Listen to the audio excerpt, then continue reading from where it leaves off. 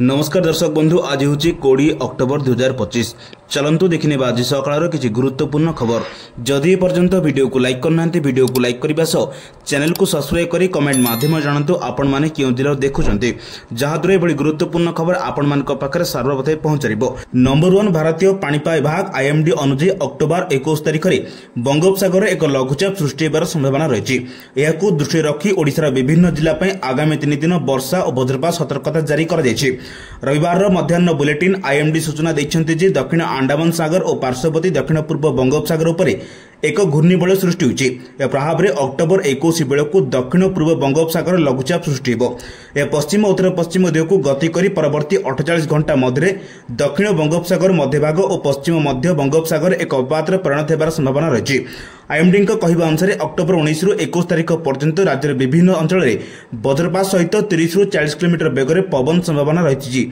रविवार दिन बालेश्वर, भद्रक, जाजपुर, केन्द्रापड़ा, कटक, जगतसिंहपुर, पुरी, खोर्धा, नयगढ़, गंजाम, गजपति, रायगड़ा, कोरापुट, मालकानगिरी, कलाहांडी, कंधमाल और नवरंगपुर जिले में वज्रपात सह झड़ पवन संभावना रही। नंबर 2 छात्री माने वार्षिक 18,000 टंकार अधिक छात्रवृत्ति पाउछंती कि कौनसी महिला को केंद्र किंबा राज्य सरकार 18,000 किंबा एहाटर अधिक टंकार आर्थिक सहायता मिलुछि कि जदि आपण एपरिक सरकारी सहायता पाउथिबे तेबे सुभद्रा योजना बाद पड़े। सुभद्रा योजनार एक गाइडलाइन अनुଯାयी अयोग्य चिन्हट लगी महिला शिशु कल्याण विकास विभाग निर्देशिका मनीषा बानर्जी उच्चशिक्षा विभाग एवं अनुसूचित जाति जनजाति और संख्या लघु विभाग सचिव को पत्र लिखिं।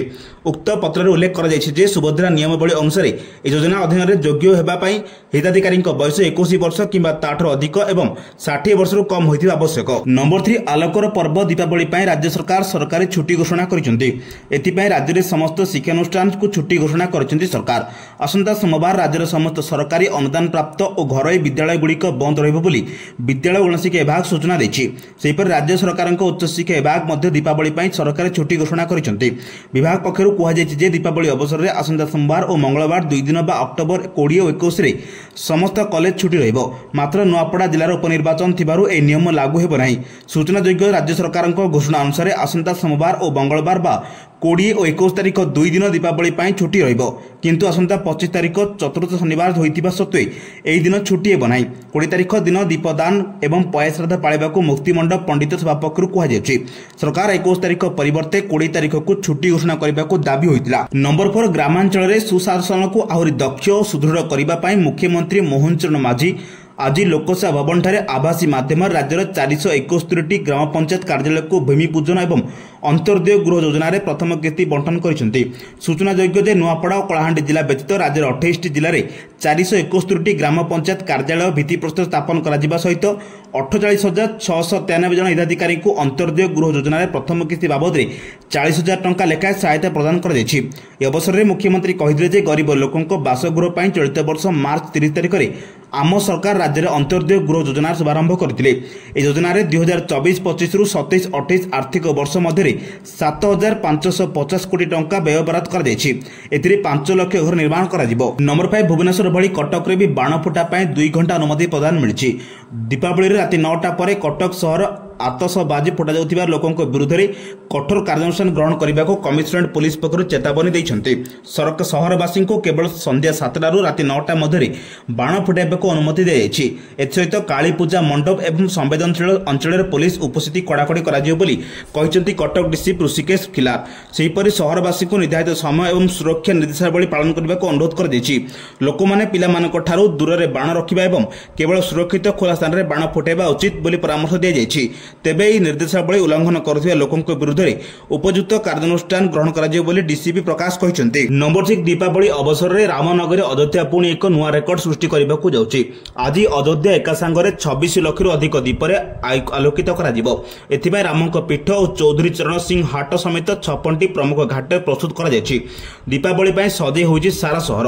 दीपोत्सव विभिन्न सांस्कृतिक कार्यक्रम और शोभायात्रा कर दीपोत्सव में लेजर शो आयोजन कर यूपी सहित अनेक राज्य सांस्कृतिक झलक देखा मिल लेजर शो रामों जीवन झलक देखा मिल उत्तर प्रदेश मुख्यमंत्री योगी आदित्यनाथ निर्देश में दीपोत्सव पर समस्त प्रस्तुति कर 25,000 अधिक स्वेच्छासेवी दीपोत्सव में पुणी थे विश्व रेकर्ड करेंगे। गत वर्ष दीपावली में 15 लाख दीप लगाइवाई 2 कोटी अधिक टंका खर्च होता। नंबर 7 चलित वर्ष अत्यावश्यक और नित्य व्यवहार्य सामग्री उपर कम टिकट साधारण परिवार को आश्वस्ति बाजार को शक्ति देछि। मुद्रास्फीति गत 8 वर्ष मध्य सर्वनिम्न स्तर में पहुंची।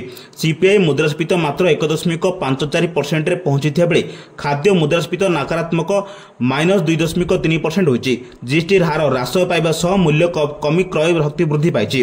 पर्वपर्वाणी एवं विवाह ऋतु में कारोबार 7 लाख कोटी टंकार अधिक हो बोली आकलन करा जाउछि।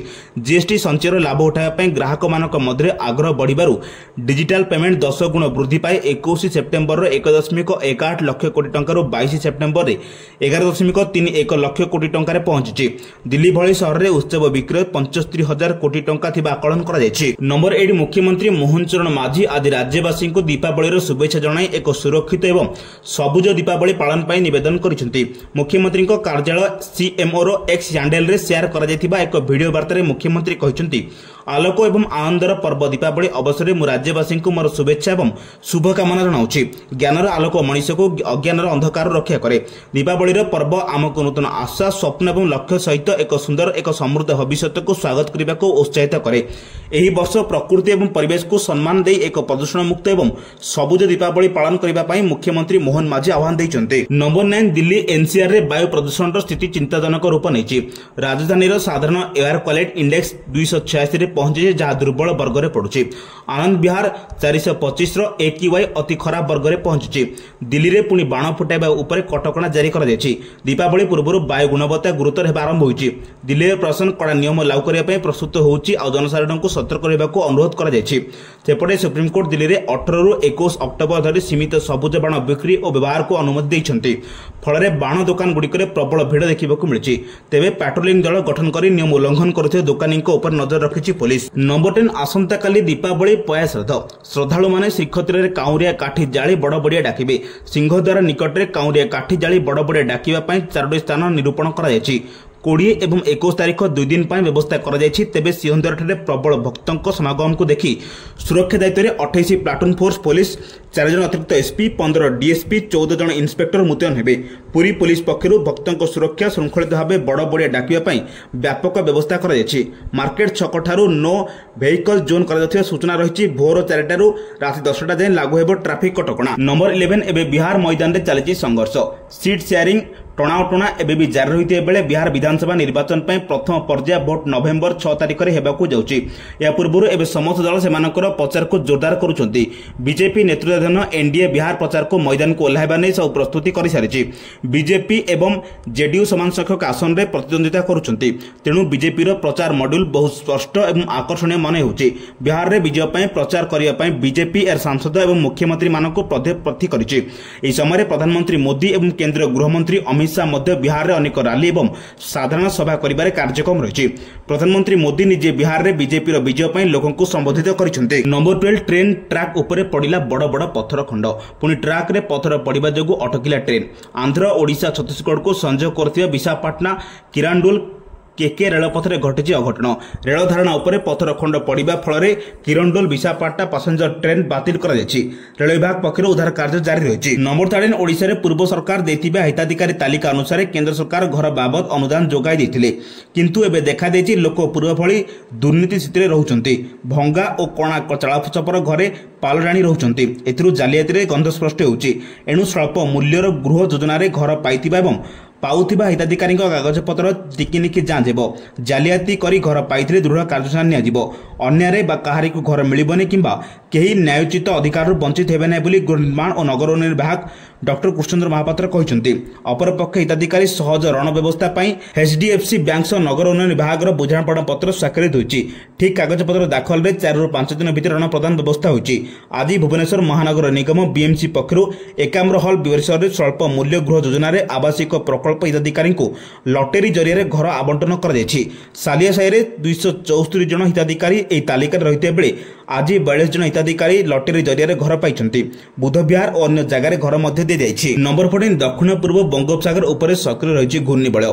ଏହା ପ୍ରଭାବରେ ସୃଷ୍ଟି ହେବ ଲଘୁଚାପ। କ୍ରମଶଃ ଏହା ପଶ୍ଚିମ ଓ ଉତ୍ତର ପଶ୍ଚିମ ଦିଗରେ ଗତି କରିବା ସହ ଅଧିକ ବଳ ଗୋଟାଇବ। 23 ତାରିଖ ବେଳକୁ ଘନୀଭୂତ ଅବପାତରେ ପରିଣତ ହେବ। ଏହାର ଅଧିକ ପ୍ରଭାବ ଆନ୍ଧ୍ରପ୍ରଦେଶ ଉପରେ ରହିବ। ସେଥିପାଇଁ ପ୍ରବଳରୁ ଅତି ପ୍ରବଳ ବର୍ଷା ଆଲର୍ଟ ଜାରି କରାଯାଇଛି। 24 ତାରିଖ ବେଳକୁ ଆନ୍ଧ୍ରପ୍ରଦେଶ ତାମିଲନାଡୁ ଉପକୂଳ ନିକଟବର୍ତ୍ତୀ ହୋଇପାରେ। ଏହା ପ୍ରଭାବରେ ରାଜ୍ୟରେ ବର୍ଷା ଦେଖିବାକୁ ମିଳିପାରେ, କିନ୍ତୁ ସିଧାସଳଖ ପ୍ରଭାବ ପଡ଼ିବା ସମ୍ଭାବନା କମ୍ ରହିଛି। କେବଳ କିଛି କିଛି ସ୍ଥାନରେ ବିଜୁଳି ଘଡ଼ଘଡ଼ି ସହ ବର୍ଷା ହୋଇପାରେ। ବିଶେଷ କରି ଦକ୍ଷିଣ ଉପକୂଳ ଓଡ଼ିଶାରେ ବର୍ଷା ହେବାର ସମ୍ଭାବନା ରହିଛି। ଆସନ୍ତା 24 ଘଣ୍ଟା ପାଇଁ ହାଲକାରୁ ମଧ୍ୟମ ଧରଣର ବର୍ଷା ନେଇ ପାଣିପାଗ ବିଭାଗ ପକ୍ଷରୁ ଚେତାବନୀ ଜାରି କରାଯାଇଛି।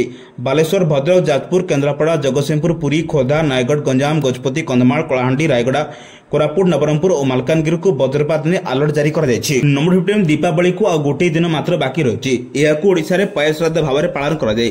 ଏହି ଦିନଟିକୁ ପାଳନ କରିବା ପାଇଁ ଭକ୍ତମାନେ ପୁରୀରେ ଭିଡ଼ ଜମାନ୍ତି। ଏହି ଦିନ ଭକ୍ତମାନେ ମନ୍ଦିରର କଉଣରିଆ କାଠ ଜାଳି ପ୍ରାର୍ଥନା କରନ୍ତି। ମନ୍ଦିରର ସିଂହଦ୍ୱାରରେ ବହୁ ସଂଖ୍ୟକ ଭକ୍ତଙ୍କ ଏକତ୍ରିତ ହେବେ। ଭକ୍ତଙ୍କ ସୁରକ୍ଷା ଏବଂ ସୁଗମ କାର୍ଯ୍ୟକ୍ରମ ପାଇଁ ପୁରୀ ପୋଲିସ ବ୍ୟାପକ ବ୍ୟବସ୍ଥା କରିଛି। ପ୍ରାୟ 28 ପ୍ଲାଟୁନ୍ ଫୋର୍ସ ପୋଲିସ ମୁତୟନ କରାଯାଇଛି। 4 ଜଣ ଅତିରିକ୍ତ ଏସ୍ପି, 15 ଜଣ ଡିଏସ୍ପି, 14 ଜଣ ଇନ୍ସପେକ୍ଟର ସୁରକ୍ଷା ବ୍ୟବସ୍ଥା ତଦାରଖ କରିବେ। କଉଣରିଆ କାଠ ଜାଳିବା ଏବଂ ପ୍ରାର୍ଥନା ପାଇଁ ସିଂହଦ୍ୱାର ନିକଟରେ 4ଟି ସ୍ଥାନ ଚିହ୍ନଟ କରାଯାଇଛି। ଅକ୍ଟୋବର 20 ଏବଂ 21 ତାରିଖ 2 ଦିନ ପାଇଁ ବ୍ୟବସ୍ଥା କରାଯାଇଛି। ସକାଳ 4ଟାରୁ ରାତି 10ଟା ପର୍ଯ୍ୟନ୍ତ ଯାତାୟାତ ଉପରେ କଟକଣା ଜାରି କରାଯାଇଛି। ମାର୍କେଟ ଛକଠାରୁ ଯାନବାହନ ନିଷେଧ ଜୋନ୍ ଚିହ୍ନଟ କରାଯାଇଛି। ନମ୍ବର 16 ରାଜ୍ୟବ୍ୟାପୀ 471ଟି ନୂଆ ପଞ୍ଚାୟତ କାର୍ଯ୍ୟାଳୟର ଭିତ୍ତିପ୍ରସ୍ତର ସ୍ଥାପନ କଲେ ମୁଖ୍ୟମନ୍ତ୍ରୀ। ଗ୍ରାମାଞ୍ଚଳରେ ସୁଶାସନକୁ ଆହୁରି ଦକ୍ଷ ଓ ସୁଦୃଢ଼ କରିବା ପାଇଁ ମୁଖ୍ୟମନ୍ତ୍ରୀ ମୋହନ ଚରଣ ମାଝୀ ଆଜି ଲୋକସେବା ଭବନଠାରେ ଆଭାସୀ ମାଧ୍ୟମରେ ରାଜ୍ୟରେ 471ଟି ଗ୍ରାମ ପଞ୍ଚାୟତ କାର୍ଯ୍ୟାଳୟର ଭୂମି ପୂଜନ କରିଛନ୍ତି ଏବଂ ଅନ୍ତର୍ଜୀୟ ଗୃହ ଯୋଜନାର ପ୍ରଥମ କିସ୍ତିର ବଣ୍ଟନ କରିଛନ୍ତି। ଏନେଇ ଏକ୍ସରେ ସୂଚନା ଦେଲେ ମୁଖ୍ୟମନ୍ତ୍ରୀ ମୋହନ ଚରଣ ମାଝୀ। ମୁଖ୍ୟମନ୍ତ୍ରୀ କହିଛନ୍ତି, ଅନ୍ତର୍ଜୀୟ ଗୃହ ଯୋଜନାର 48,693 ହିତାଧିକାରୀଙ୍କୁ ପ୍ରଥମ କିସ୍ତି ବଣ୍ଟନ କରାଯାଇଛି। ପ୍ରଥମ ପର୍ଯ୍ୟାୟରେ 60,000 ଓ ଦ୍ୱିତୀୟ ପର୍ଯ୍ୟାୟରେ 50,000 ହିତାଧିକାରୀ ଯୋଜନାରେ ସାମିଲ କରାଯାଇଛି। ଆଜି ତୃତୀୟ ପର୍ଯ୍ୟାୟରେ 48,693 ହିତାଧିକାରୀଙ୍କୁ ପ୍ରଥମ କିସ୍ତି ଅର୍ଥ ପ୍ରଦାନ କରାଯାଇଛି। ଗରିବ ଲୋକଙ୍କ ବାସଗୃହ ପାଇଁ ଚଳିତ ବର୍ଷ ମାର୍ଚ୍ଚ 30 ତାରିଖରେ ଆମ ସରକାର ରାଜ୍ୟରେ ଅନ୍ତର୍ଜୀୟ ଗୃହ ଯୋଜନାର ଶୁଭାରମ୍ଭ କରିଥିଲେ। ଏହି ଯୋଜନାରେ 2024-25ରୁ ଆରମ୍ଭ କରି 2027-28 ଆର୍ଥିକ ବର୍ଷ ମଧ୍ୟରେ 7,550 କୋଟି ଟଙ୍କା ବ୍ୟବହାର କରାଯାଇଛି। ଏଥିରେ 5 ଲକ୍ଷ ଘର ନିର୍ମାଣ କରାଯିବ। ନମ୍ବର 17 ଭୁବନେଶ୍ୱରରେ ମୁଖ୍ୟମନ୍ତ୍ରୀ ମୋହନ ଚରଣ ମାଝୀ ଏହି କାର୍ଯ୍ୟକ୍ରମକୁ ଉଦ୍ଘାଟନ କରି ସାଇବର ଅପରାଧକୁ ରୋକିବା ପାଇଁ ଜନସଚେତନତାକୁ ସବୁଠାରୁ ଶକ୍ତିଶାଳୀ ଅସ୍ତ୍ର ବୋଲି ମତବ୍ୟକ୍ତ କରିଥିଲେ। ଏହି କାର୍ଯ୍ୟକ୍ରମକୁ ତହସିଲଦାର ସୂର୍ଯ୍ୟଶଙ୍କର ଦାସ, ଭୁବନ ଥାନାଧିକାରୀ ଜିତେନ୍ଦ୍ର ମଲ୍ଲିକଙ୍କ ସମେତ ପୁଲିସ କର୍ମଚାରୀମାନେ ଉପସ୍ଥିତ ରହି ମୁଖ୍ୟମନ୍ତ୍ରୀଙ୍କ କାର୍ଯ୍ୟକ୍ରମକୁ ଭିଡିଓ କନଫରେନ୍ସ ଜରିଆରେ ଦେଖିଥିଲେ। ନମ୍ବର 18 ଖେଳାଯାଇଥିବା ପ୍ରଥମ ଦିନିକାରେ ଅଷ୍ଟ୍ରେଲିଆ ବିପକ୍ଷରେ ଭାରତ 7 ୱିକେଟରେ ଶୋଚନୀୟ ଭାବେ ପରାସ୍ତ ହୋଇଥିଲା। ଏହି ପରାଜୟ ସହିତ ଟିମ୍ ଇଣ୍ଡିଆର ଅଧିନାୟକ ଶୁଭମନ ଗିଲ୍ ଏକ ଅଜବ ରେକର୍ଡ ସ୍ଥାପନ କରିଛନ୍ତି। ସେ 3ଟି ଫର୍ମାଟରେ ଅଧିନାୟକତ୍ୱ କରୁଥିବା ସମୟରେ ପ୍ରଥମ ମ୍ୟାଚ୍ ହାରିଥିବା ଦ୍ୱିତୀୟ ଭାରତୀୟ ଅଧିନାୟକ ହୋଇଛନ୍ତି। ଶୁଭମନ ଗିଲ୍ ଜିମ୍ବାୱେ ବିପକ୍ଷରେ ପ୍ରଥମ ଥର ପାଇଁ T20 ଆନ୍ତର୍ଜାତିକ କ୍ରିକେଟର ଅଧିନାୟକତ୍ୱ କରିଥିଲେ।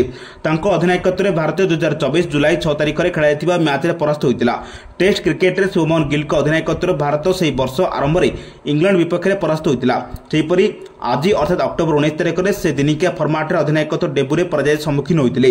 ସେ ତାଙ୍କର IPL ଅଧିନାୟକତ୍ୱ ଡେବ୍ୟୁରେ ମଧ୍ୟ ପରାସ୍ତ ହୋଇଥିଲେ। ତାଙ୍କ ପୂର୍ବରୁ କୋହଲି 3ଟି ଫର୍ମାଟରେ ନିଜ ଅଧିନାୟକତ୍ୱର ପ୍ରଥମ ମ୍ୟାଚ୍ ହାରିଥିଲେ। ନମ୍ବର 19 କେନ୍ଦ୍ର ଅର୍ଥମନ୍ତ୍ରୀ ନିର୍ମଳା ସୀତାରମଣ ଆଜି GST ହ୍ରାସର ରିପୋର୍ଟ କାର୍ଡ ଉପସ୍ଥାପନା କରିଛନ୍ତି। GST ହ୍ରାସର ଲାଭ ସାଧାରଣ ଲୋକଙ୍କ ପାଖରେ ପହଞ୍ଚୁଛି ବୋଲି ଆୟୋଜନ ସାମ୍ବାଦିକ ସମ୍ମିଳନୀରେ ସେ କହିଛନ୍ତି। ଏହି ସାମ୍ବାଦିକ ସମ୍ମିଳନୀରେ ବାଣିଜ୍ୟ ଓ ଶିଳ୍ପ ମନ୍ତ୍ରୀ ପୀୟୂଷ ଗୋୟଲଙ୍କ ସହିତ ରେଳ, IT ଓ ସୂଚନା ପ୍ରସାରଣ ମନ୍ତ୍ରୀ ଅଶ୍ୱିନୀ ବୈଷ୍ଣବ ଉପସ୍ଥିତ ଥିଲେ। GST ହ୍ରାସ ଫଳରେ ଦେଶର ଗାଡ଼ି ଓ ଇଲେକ୍ଟ୍ରୋନିକ୍ ସାମଗ୍ରୀର ବମ୍ପର ବିକ୍ରି ହୋଇଛି ବୋଲି ଅର୍ଥମନ୍ତ୍ରୀ କହିଛନ୍ତି। ନିତ୍ୟ ବ୍ୟବହୃତ 54ଟି ସାମଗ୍ରୀ ଉପରେ ସରକାର ଅତି ନିକଟରୁ ନଜର ରଖିଥିଲେ। ସେଥିରୁ ଜଣାପଡ଼ିଛି ଯେ GST ହ୍ରାସର ଲାଭ ଗ୍ରାହକଙ୍କୁ ଦିଆଯାଇଛି। ପ୍ରଧାନମନ୍ତ୍ରୀଙ୍କ ଦୀପାବଳି ଉପହାର ପ୍ରଦାନ କରାଯାଇଛି ବୋଲି ସୀତାରମଣ କହିଛନ୍ତି। ଏପରିକି କେତେକ କ୍ଷେତ୍ରରେ ଗ୍ରାହକଙ୍କୁ ଆଶାଠାରୁ ଅଧିକ GST ହ୍ରାସର ଲାଭ ମିଳିଛି। ନମ୍ବର 20 ସାଇବର ଅପରାଧ ବର୍ତ୍ତମାନ ସମାଜ ପାଇଁ ଏକ ବଡ଼ ଆହ୍ୱାନ ସୃଷ୍ଟି କରିଛି। ଏହାକୁ ରୋକିବା ପାଇଁ ସଚେତନତା ହେଉଛି ସବୁଠାରୁ ବଡ଼ ଶକ୍ତିଶାଳୀ ଅସ୍ତ୍ର ବୋଲି ଆଜି କଳିଙ୍ଗ ଷ୍ଟାଡିୟମରେ ରାଜ୍ୟସ୍ତରୀୟ ସାଇବର ସୁରକ୍ଷା ସଚେତନତା ଅଭିଯାନ 2025ରେ ଶୁଭାରମ୍ଭ ଅବସରରେ ଏହା କହିଛନ୍ତି ମୁଖ୍ୟମନ୍ତ୍ରୀ ମୋହନ ଚରଣ ମାଝୀ। ଏହି ଅବସରରେ ମୁଖ୍ୟମନ୍ତ୍ରୀ କହିଥିଲେ ଯେ ଦେଶର ପ୍ରାୟ 82 କୋଟି ଲୋକ ଅର୍ଥାତ୍ 55% ଇଣ୍ଟରନେଟ୍ ବ୍ୟବହାର କରୁଛନ୍ତି। ବିଶ୍ୱରେ ଇଣ୍ଟରନେଟ୍ ବ୍ୟବହାର ଭାରତୀୟ ଦ୍ୱିତୀୟରେ ରହିଛି। ଦୈନନ୍ଦିନ ଜୀବନରେ ସମସ୍ତେ ଡିଜିଟାଲ ବ୍ୟବସ୍ଥା ସହିତ ସମ୍ପୂର୍ଣ୍ଣ ରୂପେ ନିର୍ଭରଶୀଳ। ଇଣ୍ଟରନେଟ୍ ବ୍ୟବହାରକାରୀଙ୍କ ସାଇବର ଅପରାଧ, ଅନଲାଇନ୍ ଠକେଇ ଭଳି ଅପରାଧର ଶିକାର ହେବାକୁ ପଡୁଛି। ଏହି ଅପରାଧକୁ ରୋକିବା ପାଇଁ ସରକାର ସବୁବେଳେ ଗୁରୁତ୍ୱ ଦେଉଛନ୍ତି। ଜାତୀୟ ସାଇବର ଅପରାଧ ରିପୋର୍ଟ ପାଟ୍ରୋଲିଂ ଓ ସାଇବର ହେଲ୍ପଲାଇନକୁ 1930 ମାଧ୍ୟମରେ ହାଜର ହାଜର ଅଭିଯୋଗକାରୀଙ୍କୁ ଠିକ୍ ସମୟରେ ସହାୟତା ପ୍ରଦାନ କରାଯାଉଛି। ସାଇବର ଅପରାଧକୁ ପ୍ରତିରୋଧ କରିବା ପାଇଁ ରାଜ୍ୟରେ ଖୁବ୍ ଶୀଘ୍ର ଆଉ 20ଟି ନୂତନ ସାଇବର ଅପରାଧ ପୁଲିସ ଷ୍ଟେସନ କାର୍ଯ୍ୟକ୍ରମ ହେବ। ଏହାସହ ପୂର୍ବରୁ ରହିଥିବା 14ଟି ସାଇବର ପୋଲିସ ଷ୍ଟେସନରେ ଆଧୁନିକରଣ ପାଇଁ ମଧ୍ୟ ପଦକ୍ଷେପ ନିଆଯାଇଛି। ଏ କ୍ଷେତ୍ର ପାଇଁ 1127ଟି ନୂତନ ପୋଲିସ ପଦବୀ ସହିତ 117ଟି ବୈଷୟିକ ବିଶେଷଜ୍ଞଙ୍କୁ ଖୁବ୍ ଶୀଘ୍ର ନିଯୁକ୍ତି ମିଳିବ। ଏହା ସହିତ କ୍ରାଇମବ୍ରାଞ୍ଚ ଅଧୀନରେ ଏକ ରାଜ୍ୟସ୍ତରୀୟ କମାଣ୍ଡ ସେଣ୍ଟର ଗଠନ କରାଯିବ। ଏହି ସେଣ୍ଟରଟି ସାଇବର ଅପରାଧ ରୋକିବା କ୍ଷେତ୍ରରେ ଉତ୍କର୍ଷ କେନ୍ଦ୍ର ଭାବରେ କାର୍ଯ୍ୟ କରିବ। ଏହିଭଳି ଗୁରୁତ୍ୱପୂର୍ଣ୍ଣ ଖବର ପାଇବା ପାଇଁ ଆମ ଚ୍ୟାନେଲ ସହ ଯୋଡ଼ି ରୁହନ୍ତୁ। ଯଦି ଏ ପର୍ଯ୍ୟନ୍ତ ଭିଡ଼ିଓକୁ ଲାଇକ୍ କରିନାହାନ୍ତି ଭିଡ଼ିଓକୁ ଲାଇକ୍ କରିବା ସହ ଚ୍ୟାନେଲକୁ ସବସ୍କ୍ରାଇବ୍ କରି କମେଣ୍ଟ ମାଧ୍ୟମରେ ଜଣାନ୍ତୁ ଆପଣମାନେ କେଉଁ ଜିଲ୍ଲାରେ ଦେଖୁଛନ୍ତି, ଯାହାଦ୍ୱାରା ପ୍ରତିଦିନ ଏଭଳି ଗୁରୁତ୍ୱପୂର୍ଣ୍ଣ ଖବର ଆପଣମାନଙ୍କ ପାଖରେ ସର୍ବପ୍ରଥମେ ପହଞ୍ଚାଯିବ। ବ୍ୟୁରୋ ରିପୋର୍ଟ, ସାବଧାନ ଓଡ଼ିଶା।